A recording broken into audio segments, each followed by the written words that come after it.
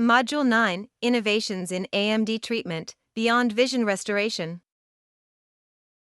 Welcome to our 9th module on age-related macular degeneration, where we will discuss advancements in AMD research. Now, let's explore a few new and emerging therapies for those battling AMD. Laser therapy was among the earliest treatments for AMD. It is now rarely used for this purpose. Photodynamic therapy, or PDT, uses a light-sensitive dye and a low-energy laser to target leaking blood vessels. Although PDT is rarely used today for AMD, it is still an important procedure for other medical issues such as skin cancer treatments. For over a decade, ophthalmologists have used anti-VEGF drug injections into the eye's vitreous fluid to manage wet AMD. Antivascular endothelial growth factor drugs have improved the treatment of wet AMD significantly. This development has been critical for slowing and, in some instances, halting AMD disease progression. This drug family includes but is not limited to Eylea, Avastin, Lucentis, and Vabysmo.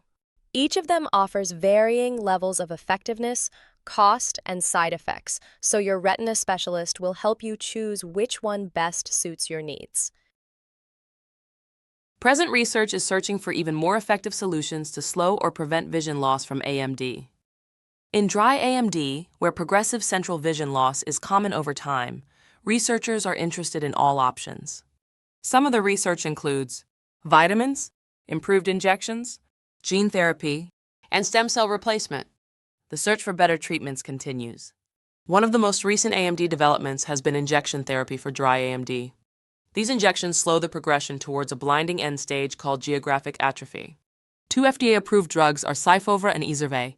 Several downsides to these new drugs include the need for multiple injections, high cost, and importantly, some patients receiving these treatments have a significantly higher chance of converting to wet AMD, where vision can be lost at an even faster rate.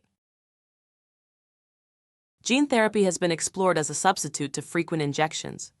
It has focused on the treated eye's ability to produce a therapeutic anti-VEGF protein. The process involves introducing genetic material to create a molecule that binds the destructive proteins in AMD. This DNA-driven approach holds the promise of a one-time treatment. Stem cells are being explored. A trial transplanted retinal cells into advanced dry AMD patients using human stem cells. Structural improvements, slower disease progression, and restoration of retinal anatomy were reported, and these findings are being confirmed. Nanoparticles are emerging as possible drug delivery devices. These tiny particles allow for the controlled release of drugs with anti-VEGF effects, and could also transfer genes for gene therapy.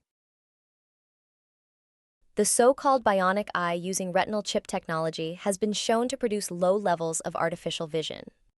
Although high-resolution vision has not been achieved, clinical trials suggest an exciting path forward. From seeing the light and shapes to recognizing letters, bionic eyes are progressing. Challenges continue, but the future grows brighter with each advancement. Improved best vision, better surgery, and someday connecting artificial vision to the brain's visual centers is the subject of current research. The journey to beat AMD is far from over. Innovation continues to move us toward the final goal of beating blindness.